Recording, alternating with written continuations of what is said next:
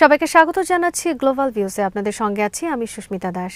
আজ জানাবো আন্তর্জাতিক গণমাধ্যমে আলোচিত সংবাদ ও বিশ্লেষণ।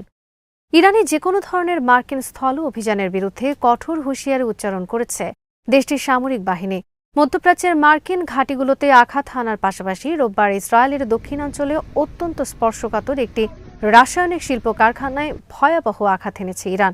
এরপর বাতাসে বিষাক্ত রাসায়নিক ছড়িয়ে পড়ায় সেখানকার বাসিন্দাদের দরজা জানালা বন্ধ রেখে ঘরে অবস্থান করার নির্দেশনা দিয়েছে ইসরায়েলি কর্তৃপক্ষ।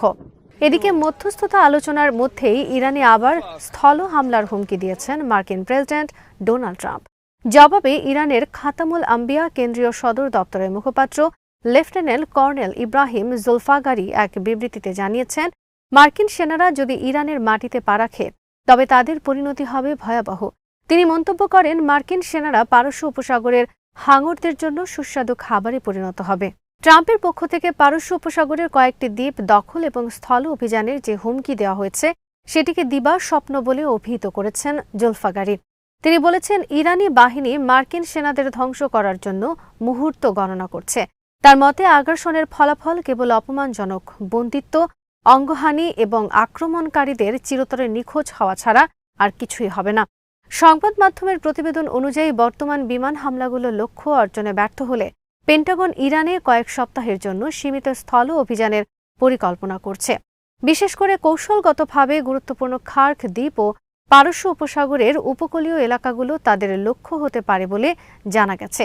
এই হুমকির প্রতিক্রিয়ায় ইরান দেশজুড়ে তাদের প্রতিরক্ষা ব্যবস্থা আরও শক্তিশালী করেছে। বিশেষ করে ইরাক সীমান্তের কাছে মার্কিন ঘাঁটির বিপরীতে দক্ষিণ পশ্চিমাঞ্চল এবং হরমুজ প্রণালীর কাছে দক্ষিণ পূর্বাঞ্চলে ব্যাপক সামরিক প্রস্তুতি গ্রহণ করা হয়েছে। লেফটেন্যান্ট কর্নেল জুলফাগারি মার্কিন প্রেসিডেন্ট ট্রাম্পের তীব্র সমালোচনা করে তাকে বিশ্বের অন্যতম বড় মিথ্যাবাদী এবং সম্পূর্ণ অবিশ্বস্ত বলে বর্ণনা করেন। তিনি অভিযোগ করেন, ট্রাম্প তার বাহিনীকে মৃত্যুর চোরাপালিতে ঠেলে দিচ্ছেন। জুলফাগারি বলেন, হতাহতের ভয়ে মার্কিন সেনারা ধ্বংস হয়ে যাওয়া ঘাঁটিগুলো ছেড়ে বেসামরিক ও অর্থনৈতিক কেন্দ্রগুলোতে আশ্রয় নিচ্ছে, যেখানে তারা বর্তমানে অত্যন্ত অরক্ষিত অবস্থায় আছে। ইরান তার শিল্প অবকাঠামোতে বারবার হামলার প্রতিক্রিয়ায় প্রতিশোধমূলক অভিযান জোরদার করেছে। ইসলামী বিপ্লবী গার্ড বাহিনী বা আইআরজিসির অ্যারোস্পেস ফোর্সের commander brigadier general Seyed Majid Mousavi রোববার রাতে এক বিবৃতিতে জানান, ইরানের কৌশলগত স্থাপনায় হামলার বদলা নিতে এই অঞ্চলের মার্কিন ও ইসরায়েলি শাসনের সঙ্গে যুক্ত ইন্ডাস্ট্রিয়াল সেন্টারগুলোতে সুনির্দিষ্ট হামলা চালানো হচ্ছে। তিনি এ পর্যন্ত আক্রান্ত লক্ষ্যবস্তুগুলোর একটি তালিকা তুলে ধরেন। এর মধ্যে রয়েছে ইসরায়েলের রাসায়নিক শিল্প কারখানা, একটি তেল শোধনাগার, 2টি বৃহৎ ইস্পাত কমপ্লেক্স ও 2টি অ্যালুমিনিয়াম সুপার কমপ্লেক্স। বিবৃতিতে তিনি হুঁশিয়ারি দিয়ে বলেন, এই যন্ত্রণাদায়ক হামলা ততক্ষণ চলবে যতক্ষণ না আমরা আপনাদের চোখে সেই যন্ত্রণা দেখতে পাচ্ছি। এদিকে যুক্তরাষ্ট্রের ওয়াল স্ট্রিট জার্নাল এক প্রতিবেদনে লিখেছে, ইরানের টানা 29 দিনের বিধ্বংসী হামলায় এই অঞ্চলে মার্কিন বিমান প্রতিরক্ষা ব্যবস্থা কার্যত পঙ্গু হয়ে পড়েছে। এতে বলা হয়, সংযুক্ত আরব আমিরাত, কাতার এবং বাহরাইনের মতো দেশগুলো তাদের মাটিতে থাকা মার্কিন ঘাঁটিতে ইরানের হামলার মুখে অতিরিক্ত আকাশ প্রতিরক্ষা সহায়তা চাইছে। সংবাদ মাধ্যমটি বলেছে, বিশ্বজুড়ে ইন্টারসেপ্টর মিসাইলের তীব্র সংকট দেখা দিয়েছে। চাহিদার তুলনায় সরবরাহ কম হওয়ায় মজুদ ফুরিয়ে আসছে। ইসরায়েল তাদের উন্নত মিসাইল ইন্টারসেপ্টরগুলো রাশনিং বা সীমিত ব্যবহার করা শুরু করেছে, যাতে তাদের প্রতিরক্ষা ব্যবস্থা পুরোপুরি ভেঙে না পড়ে। এই প্রেক্ষাপটে আইআরজিসি কমান্ডার স্পষ্ট করেন, ইরান তার জনগণের বিরুদ্ধে মার্কিন জায়নবাদী অক্ষশক্তির অপরাধের জবাবে আরও দৃঢ় অবস্থান গ্রহণ করবে। ইরানি বাহিনী প্রমাণ করেছে তারা শত্রুর যুদ্ধযন্ত্র সচল রাখার উৎসগুলোতে আঘাত হানতে সক্ষম। ইরানের মাটিতে যে কোনো ভবিষ্যৎ হামলার আরও কঠোর জবাব দেওয়া হবে বলেও তিনি সতর্ক করেন।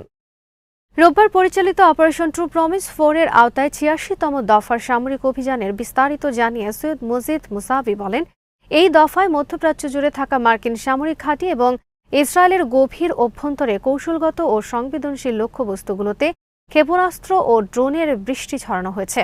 আইআরজিসির বিবৃতি অনুযায়ী তাদের অ্যারোস্পেস ফোর্স ইসরায়েলের দক্ষিণে অবস্থিত নিয়ত হোভভ শিল্পাঞ্চল লক্ষ্য করে শক্তিশালী ব্যালিস্টিক ক্ষেপণাস্ত্র নিক্ষেপ করে।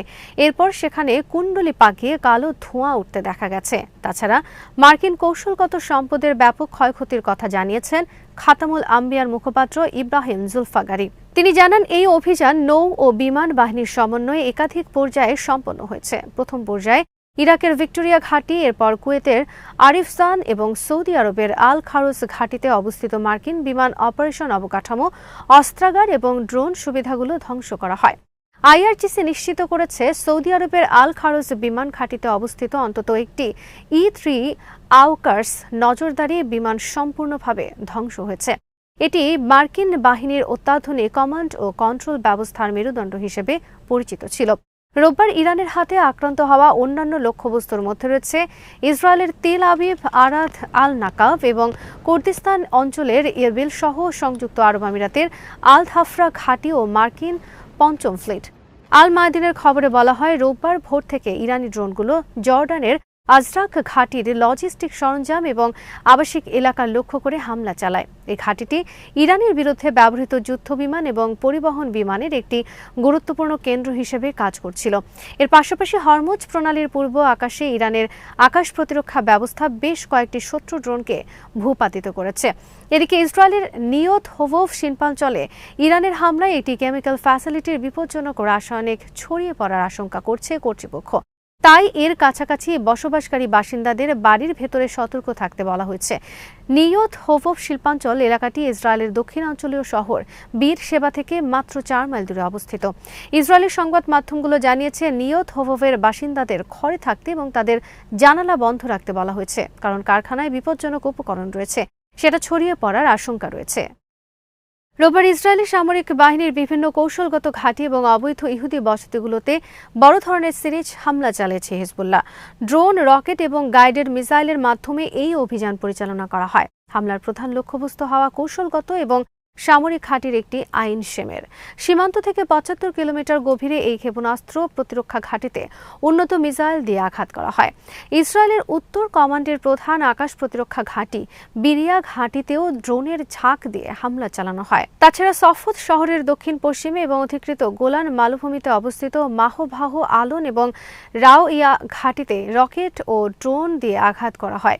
এদিন গোলানে অবস্থিত কাইলা ব্যারাকেও রকেট বর্ষণ করা হয়।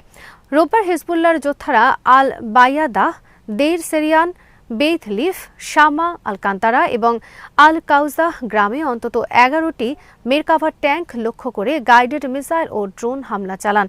এর মধ্যে বেশ কিছু ট্যাঙ্ক পুড়ে যাওয়ার খবর নিশ্চিত করা হয়েছে। খিয়াম ডিটেনশন সেন্টারের পূর্বে ইসরায়েলের একটি হামবি গাড়ি এবং একটি D9 বুলডোজার ড্রোন হামলায় ধ্বংস হয়েছে। হিজবুল্লাহ সতর্কবার্তার পর ইহুদি বসতি মেতুল্লা, শতুলা, কফর ভ্রাদিম, নাহারিয়া, মালকিয়া, ইফতাহ, আবিভিম এবং ইয়ারনে রকেট হামলা চালানো হয়েছে। এছাড়াও গোলান মালভূমির কাজরিন বসতির অবকাঠামো লক্ষ্য করে রকেট ছোড়া হয়। আল মায়াদিন জানিয়েছে, শামা ও আইনাতায় ইসরায়েলি বাহিনীর সঙ্গে হিজবুল্লাহর যোদ্ধাদের মুখোমুখি ও পয়েন্ট ব্ল্যাঙ্ক রেঞ্জে সংঘর্ষ হয়েছে। আইনাতা এলাকায় ইসরায়েলি বাহিনীর জন্য পেতে রাখা গোপন ফাঁদে 2টি শক্তিশালী ডিভাইসের বিস্ফোরণ ঘটানো হয়। তাছাড়া সীমান্তের হুলা ও বেইতলিফ গ্রামে বাড়ির ভেতরে অবস্থান নেওয়া ইসরায়েলি সেনাদের উপর ড্রোন ও আর্টিলারি হামলা চালানো হয়। খবরে বলা হয়েছে, ওদেইসাহ এবং নাকুরা শহরের আকাশে ইসরায়েলি হেলিকপ্টারকে লক্ষ্য করে মিসাইল ছুড়ে সেগুলোকে পিছু হটতে বাধ্য করা হয়েছে। নাবাতিয়া শহরের আকাশে ইসরায়েলি যুদ্ধ বিমানকে লক্ষ্য করে সারফেস টু এয়ার মিসাইল ছোড়া হয় এবং মানসুরি শহরের আকাশে একটি সশস্ত্র ড্রোন ভূপাতিত করা হয়। হিজবুল্লাহ জানিয়েছে, ইসরায়েলি বাহিনীর হতাহতদের সরিয়ে নিতে পরে ওই এলাকাগুলোতে হেলিকপ্টার অবতরণ করতে দেখা গেছে। লেবাননের সার্বভৌমত্ব রক্ষায় এই প্রতিরোধ অব্যাহত থাকবে বলে জানিয়েছে প্রতিরোধ সংগঠনটি।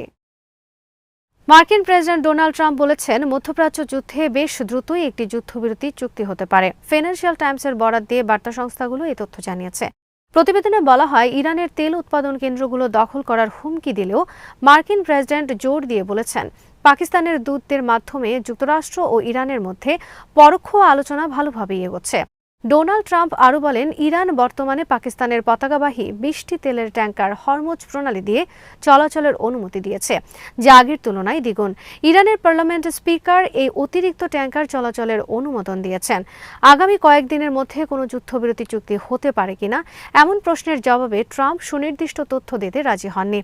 ট্রাম্প বলেন, আমাদের হাতে এখনও প্রায় 3,000 লক্ষ্যবস্তু বাকি আছে। আমরা 13,000 লক্ষ্যবস্তুতে বোমা মেরেছি এবং আরও কয়েক হাজার লক্ষ্যবস্তু বাকি রয়েছে। তবে একটি চুক্তি বেশ দ্রুতই হতে পারে। এদিকে পাকিস্তানের প্রধানমন্ত্রী শাহবাজ শরীফ বলেছেন, মধ্যপ্রাচ্যে চলমান সংঘাত নিরসনে তার দেশ ইতিবাচক ভূমিকা রাখতে প্রতিশ্রুতিবদ্ধ।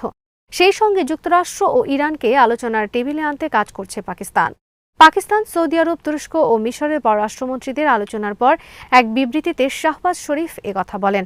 পাকিস্তানের রাজধানী ইসলামাবাদে রোববার 4 দেশের পররাষ্ট্রমন্ত্রীদের 2 দিনের এই আলোচনা শুরু হয়। শাহবাজ বলেন, ইরান সহ কয়েকটি ভ্রাতৃপ্রতিম মুসলিম দেশে প্রাণহানি, অর্থনৈতিক ক্ষতি আর সম্পদের ধ্বংস ডেকে আনা সংঘাত দ্রুত নিরসনে যৌথ উদ্যোগ জরুরি। ইরানে কয়েক সপ্তাহব্যাপী স্থল অভিযানের পরিকল্পনা করছে পেন্টাগন। এমন খবর প্রকাশ্যে আসার পর কড়া প্রতিক্রিয়া জানিয়েছেন যুক্তরাষ্ট্রের আইন প্রণেতারা। ডোনাল্ড ট্রাম্পের নিজ দল রিপাবলিকান পার্টির সিনেটর জেমস ল্যাংফোর্ড এনবিসি চ্যানেলের মিট দ্য প্রেস অনুষ্ঠানে অংশ নিয়ে সম্ভাব্য স্থল অভিযানের বিষয় বলেন, আমরা কেন সেনা পাঠাচ্ছি সেটা জানা জরুরি। ইরানের সেনা পাঠাতে ট্রাম্পকে কংগ্রেসের অনুমতি নিতে হবে কিনা এই প্রশ্নের জবাবে জেমস ল্যাংফোর্ড বলেন, এটা নির্ভর করছে মার্কিন সেনাদের কিভাবে ব্যবহার করা হবে তার উপর। ইরানে চলমান সংঘাত আরও বিপজ্জনক পর্যায়ে পৌঁছানোর আশঙ্কার প্রেক্ষিতে নিউ জার্সির ডেমোক্রেটিক সিনেটর কোরি বুকার বলেন, কংগ্রেসের অনুমতি না নিয়ে ট্রাম্প আমাদের এমন এক সংঘাতের দিকে ঠেলে দিচ্ছেন যেখান থেকে বেরিয়ে আসার কোনো দৃশ্যমান পথ নেই। ম্যারিল্যান্ডের democratic senator Chris Van Hollen ABC নিউজের দিস উইক অনুষ্ঠানে বলেন, এই যুদ্ধ আমাদের আরও নিরাপদ করার পরিবর্তে মার্কিন নাগরিকদের প্রাণহানি ঘটাচ্ছে। প্রতিদিন শত শত কোটি ডলার খরচ হচ্ছে, জ্বালানি তেল ও গ্যাসের দামও বাড়ছে। এদিকে কমনওয়েলথ ব্যাংক অব অস্ট্রেলিয়ার প্রধান ভূরাজনৈতিক বিশ্লেষক সতর্ক করে বলেছেন, মধ্যপ্রাচ্য সংঘাত সম্ভবত অন্তত জুন মাস পর্যন্ত স্থায়ী হবে। তার মতে, ডোনাল্ড ট্রাম্প চাইলেই একতরফাভাবে ইরানের বিরুদ্ধে যুদ্ধ থেকে নিজেকে সরিয়ে নিতে পারবেন না। বিশ্লেষক ম্যাডিসন কার্টরাইট বলেন, ট্রাম্পের আগের বাণিজ্য নীতিগুলোর মতো এখানেও তিনি শেষ মুহূর্তে পিছু হটবেন এমন আশা করা ঠিক হবে না। কার্টরাইট ব্যাখ্যা করেন, শুল্ক নীতি নির্ধারণ করা প্রেসিডেন্টের বিশেষ অধিকার, কিন্তু ইরানের সঙ্গে যুদ্ধ কখন শেষ হবে তা তিনি একা বা একতরফা ঠিক করতে পারবেন না। আজ এখানেই শেষ করছি। সবাই ভালো থাকুন, সুস্থ থাকুন আর দেখতে থাকুন বিডি ভিউজ। চ্যানেলটি ভালো লাগলে সাবস্ক্রাইব করুন, সংযুক্ত থাকুন আমাদের ফেসবুক পেজে।